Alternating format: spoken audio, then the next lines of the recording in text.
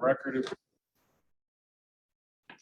Okay, this is DuPage County Zoning Board of Appeals. We're here to consider Z23 014, the JB Capital Management LLC petition. This is a request for several variations. The first is variation from 40-foot required front yard setback from Jeans Road on proposed lot 1 to approximately 0 feet. Variation from 20 feet required rear yard setback on proposed lot 1 to approximately 14.53 feet. Next, variation to allow parking in existing 40-foot corner side yard on proposed lot 1. Next, variation to allow parking in existing 20-foot interior side yard on proposed lot 1. Next, variation from 20 feet required interior side yard setback on proposed lot 2 to approximately 16.12 feet. And finally, variation from 20 feet required interior side yard setback on proposed lot 2 to approximately 15 feet. The matter was published in the Daily Herald on October 12, 2023. We have received no comments from any of the authorities so today. So, Very good. identify everybody and have everybody sworn in. We have not been. Yeah. Oh, if you'll identify. Oh, yeah. I beg your pardon. So my name is Michael Roth. I am the attorney for the petitioner, and John DeYoung, the owner of the applicant, JB Capital Management LLC, is here and you'll be sworn to. Also, Colin, you can our current occupant on lot number 2 is here. Colin, what's your last name? Marwitz. Colin Marwitz, and I think for the benefit of the doubt, he could be sworn as well. Okay. Would you all raise your right hands, please? You do solemnly swear or affirm the testimony you're about to give this cause and out hearing for the truth, the whole truth, and nothing but the truth. So help you God. I do. Exhibits? Yes, sir. So good evening again, Mr. Chairman, and I can begin with exhibits that I'll read into the record, and I would tender them to the chair. Thank you. Thank you. I'll read them into the record and then circulate to the other board members identical copies. So for the record, the exhibits that I have are: number 1 is a plat of survey of the subject property. 2 is a preliminary plat of subdivision. And I'm going to give you each a packet with all these exhibits and a table of contents listing each of the exhibits and their exhibit numbers. Number 3 is a building and zoning letter from the county dated 4/13/23. Number 4 are the first 2 pages, cover pages of our zoning application. Number 5 is our vesting deed for the subject property. Numbers 6 and 7 are aerial photos of the subject property. Number 8, 9, and 10 are ground level photos of the subject property.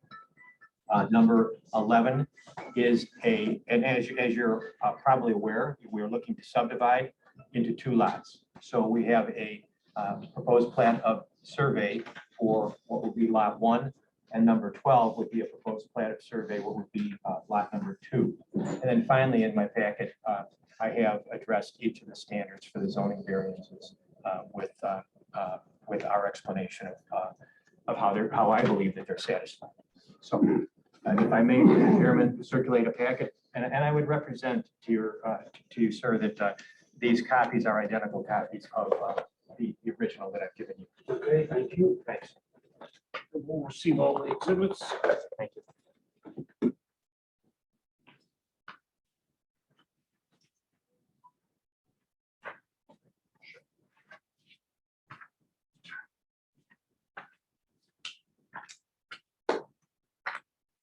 See that you already had some of these.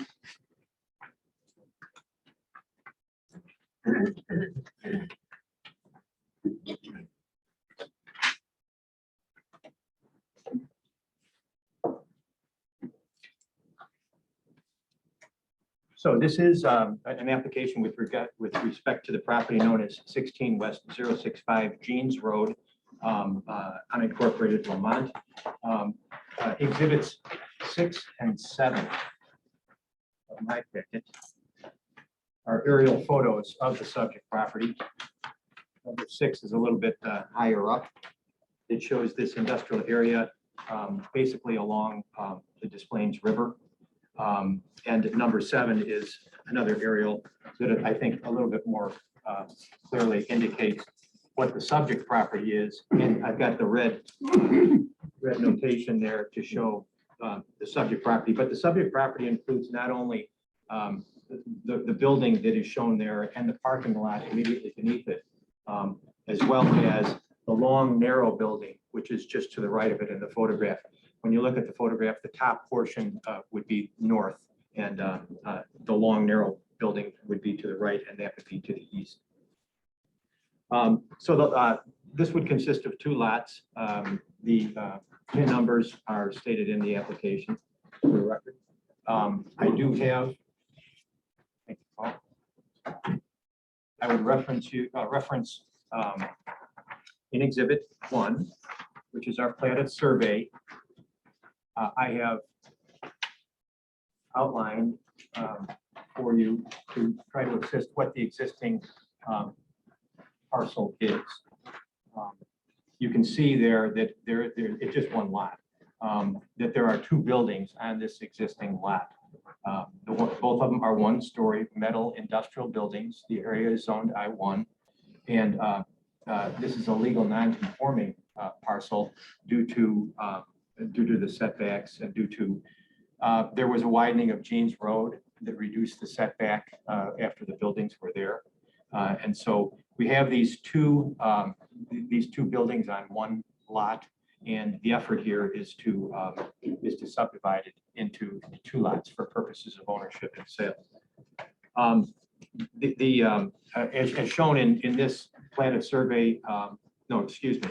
If we take a look at exhibit number 2, which is our preliminary plat of subdivision, and I think you've had this in your packet, but I again highlighted where the dividing line would be between the two parcels. You can see that lot 1 would be 1.045 acres. It's a square parcel, and then lot 2, which is to the right of it on the plat, is 1.246 acres, and it's a different configuration. I'll put it that way of that. As I said, each of the lots are currently improved with 1-story building, industrial building, and it's used for various uses. If we take a look at exhibit 8, 9 and 10, those are aerials,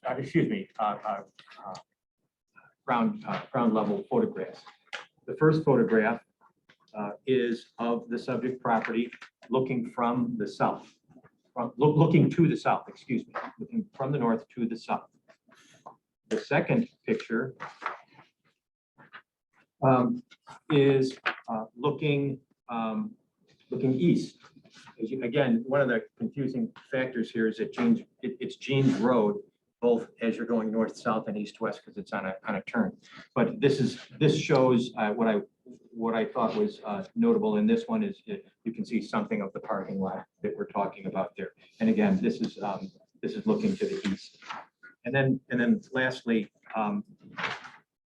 photograph, which is exhibit number 10. This is that area where the dividing line would be between the 2 lots. You can see that the building on the left is that long, narrow building that is shown on the plats. And then to the right is the building that we saw another photograph of.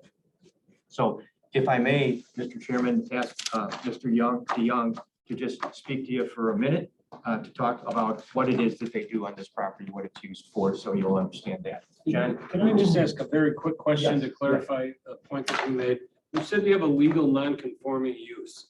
Is that legal non-conforming use exclusively the setback from Jeans Road that occurred as a result of the taking or widening of Yes, Jeans Road? it is. None of the other requests for variations that you've asked for relate to any of what would be a non-conforming use. With the subdivision, With the subdivision.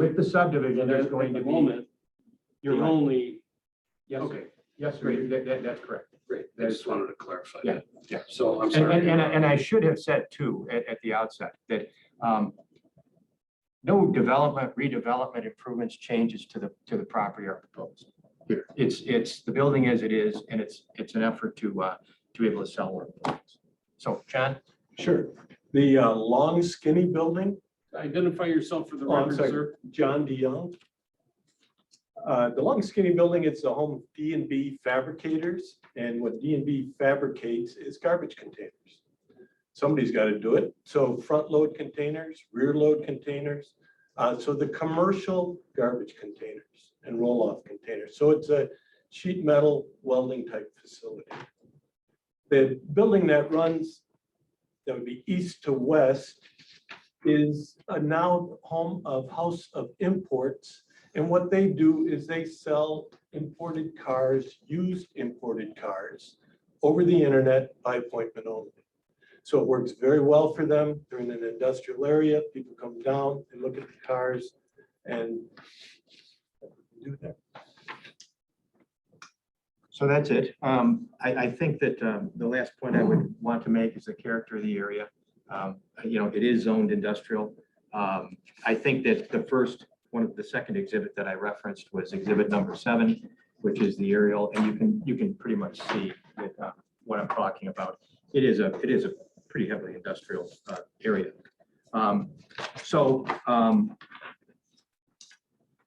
The subdivision of the 2 lots, as I said, it's not intended to be the result of any improvements to the lots, but the legal holding of the 2 lots. Mr. Carthol had read off the variances that we would be asking for accurately. So that's what we're looking for. I think that I know what I wanted to say. Exhibits 11. Exhibit 11 in my packet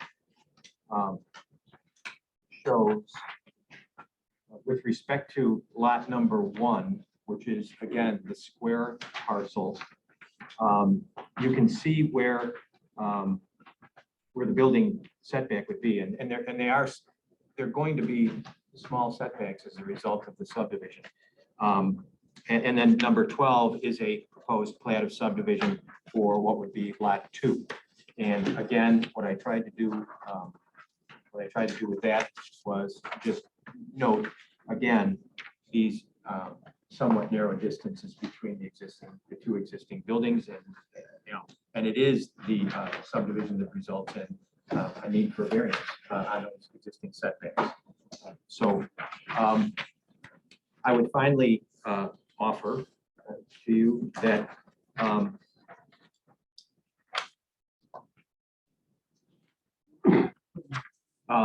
that with regards to the variances that we're asking for, I believe, and we would submit to you that none of these variances, if they are granted, 1, they will not impair any adequate supply of light or air in the adjacent properties. Again, no change or alteration to the property from what exists today.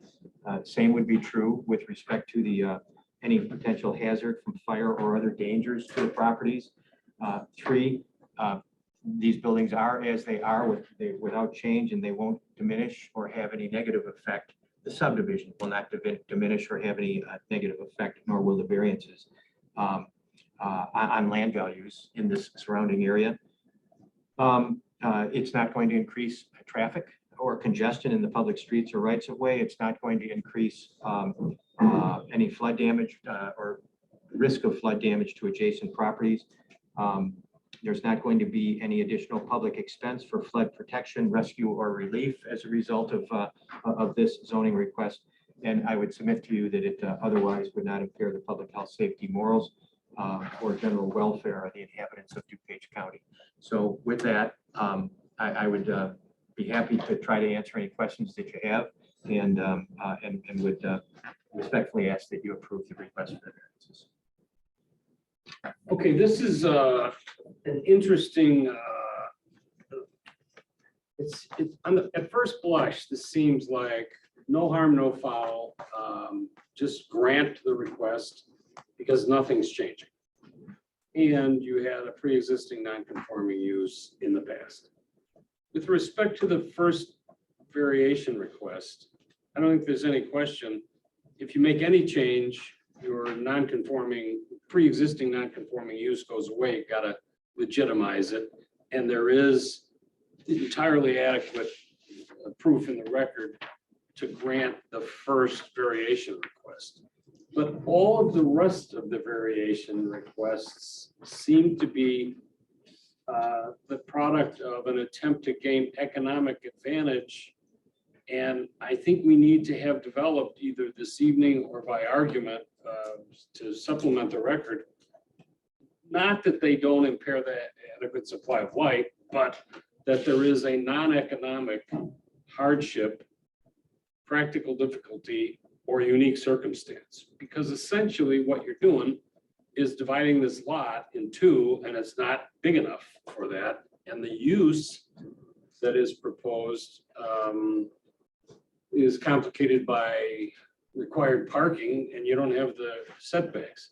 So we are required to have a finding that there is a hardship, unique circumstance, or practical difficulty that is not created by the petitioner by means of his effort to subdivide and is not solely an economic advantage.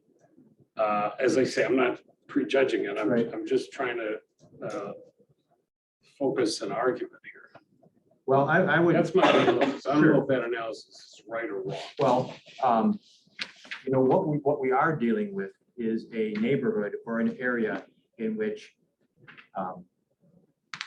I would say that there's no economic advantage over what anybody else has. And I'm not suggesting that because others, have the same thing that justifies this. But this is an area that is frankly fraught with nonconformities to the county zoning and lot standards. It has been, it's old, it's been there for a long time. And I think that, yes, is it an economic motivation to be able to own and utilize and transact with regard to your property?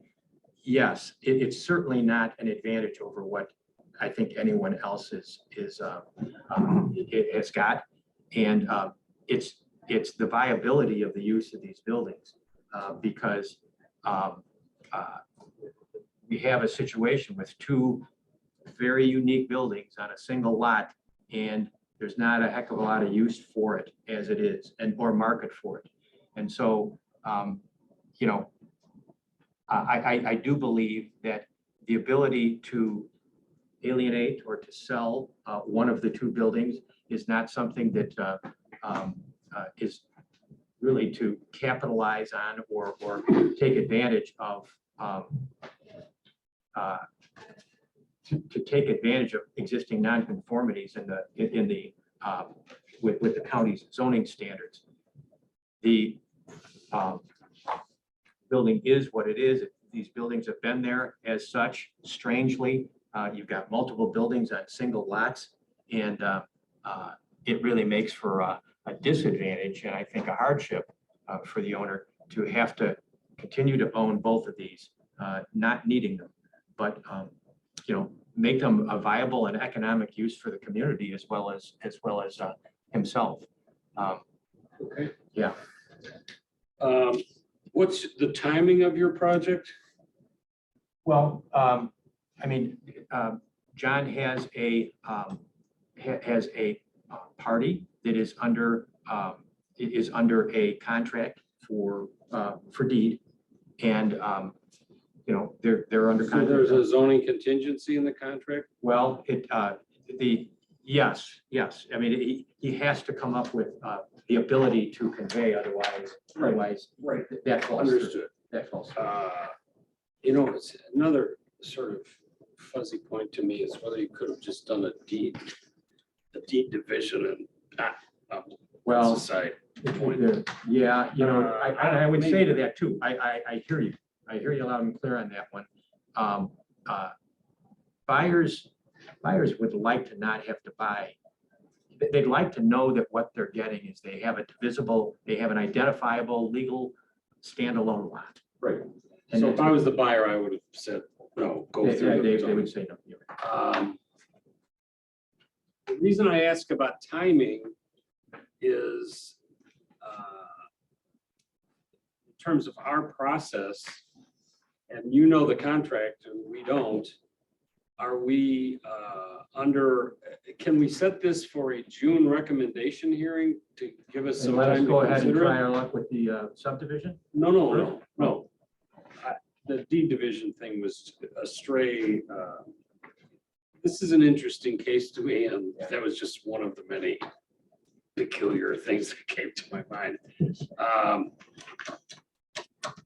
But what I'm saying is, can we set this for a June schedule so you would not have an answer until the end of June, or does that violate the timing restrictions of your contract? I don't, it doesn't really, it doesn't. It doesn't, affect it. okay. No, it doesn't.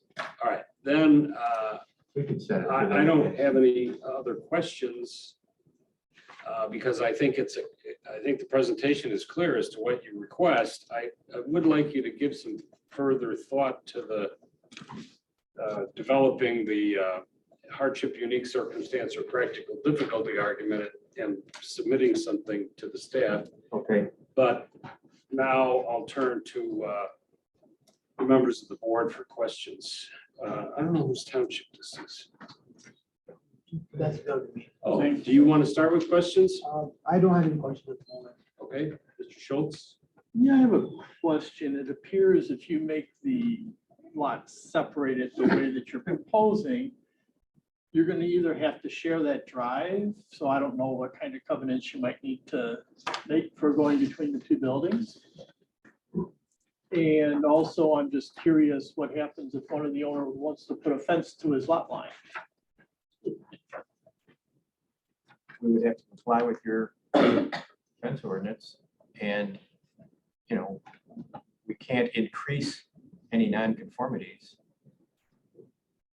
But I guess what my point is right now, there's like a 30-foot drive going between them, whereas if you go to the lot lines, the lot line's gonna be in the middle of that drive, correct? Between the two buildings, There's an easement. so they would have to allow that. No, there's a cross-access easement, I think is what he's talking That's what about. I'm saying. That doesn't deal with fencing. It doesn't necessarily deal with fencing, but it seems to me that it precludes if I have an easement across a certain area and you put a fence there, I'm gonna get a real big truck and drive down. No, I drive past understand, the fence. but I Yeah, wasn't just trying to understand. no, it's a legitimate question, yeah, and there has to be an easement. So, all right, well, Like, well, this is like a bar exam for real estate. There ought to be a deed restriction on fencing, maybe. Need restriction against it, To prohibit, against any kind of fence. Oh, fencing down the, maybe. Mr. Murphy? It looks like parking is really a problem there. John, the parking on the, Did you say is a problem? It looks like, by the picture, Which building? The well, long skinny one? it looks like they're parking pretty in front of each other on the tree bank. I'm sorry. Which picture you Oh, were? well, I can't remember which picture it was. but I got 8, 9, and 10 are ground-based pictures. Parking would look like very tight. That could be the car dealer. What? The car dealer lot. In front of the building that goes east and west. it's the There's a lot in pictures, the front of ones that that. you're looking at. Yeah, right. Right, so here's the picture he's Sorry. concerned about. Sorry. Yeah, that's the car dealer lot. Make reference in the record to what. That was exhibit number 7. Right here. So those are cars that are for sale, that are parked that way. That's why they're so close. That's all I got. Okay, Mr. Moran, It probably really doesn't matter to the case, but am I getting this right that you're keeping the building on lot 2? You're not selling lot 2, Well, potentially, I'd like to. but that's your business. I take it is the garbage. Right. So right now, that's not part of what you're trying to do. Well, if I can, well, I'd like to retire. Gotcha. So yes, I was just wondering. yeah, if I could divide the two, That's all I had. and Mr. Ketter. I just follow up somewhat on what the chairman said. You have pre-existing non-conforming rights now, which are gonna fall if you succeed in dividing these two. But I think you need a hardship to show us why. We've heard a good argument for economic. And I don't think that meets it. And if you get the variance, it goes with the land. So you sell one of the lots with that building, they now have a variance. And if there's nothing to guarantee that these buildings stay and it stays the way it is. They get the property with the variance, and that's my concern. So if you want to develop that more, otherwise those are my problems. Do you want to comment on that? I have seen interesting restrictions on zoning approvals in the county's ordinances from time to time. And certainly I would work with Mr. Haas to try to address that concern. That would be nice, but I think we got an opinion from the state attorney that we couldn't put them on I've variance. given that kind of opinion too, but not to make light of it. I think that, in fact, I know that there can be restrictions within any potential, and certainly recommended by this board. It's an open question for us, because initially, for many years, we've been told no restrictions on variations. Then we were told, well, you can put restrictions, but the question is whether they're enforceable. I don't know what the state of the art is at the moment. And this is only advisory. Our So, vote, yeah, so, it's just advisory. so, I mean, it could be. Development contained in the committee. report. And the county board may not fuss with these nuances in quite the same way. Yeah. Ms. Anderson, I'm sorry you're not, can you hear me? Sorry you're not feeling well. Do you have any questions? Thank you. I have no questions. Okay, thank you. Okay, I'm ready to wrap up if you are, and what's our June recommendation meeting? June 1? Okay, so June 1, 5:30 in this room, we'll meet to discuss the case. We'd like you to have any additional information or argument or supplemental. You have a record date where you'll close the record or? No. No, okay. I'm gonna leave it open. There isn't a clamoring of the public here to participate. So just get it in a little before June 1 so that the staff has a chance to Certainly. digest it and get it to us for consideration. But I'm not gonna set a deadline. Okay. All right, thanks very much. Good to see you again, Thank Mr. Roth. Thank you. Thank you, everyone.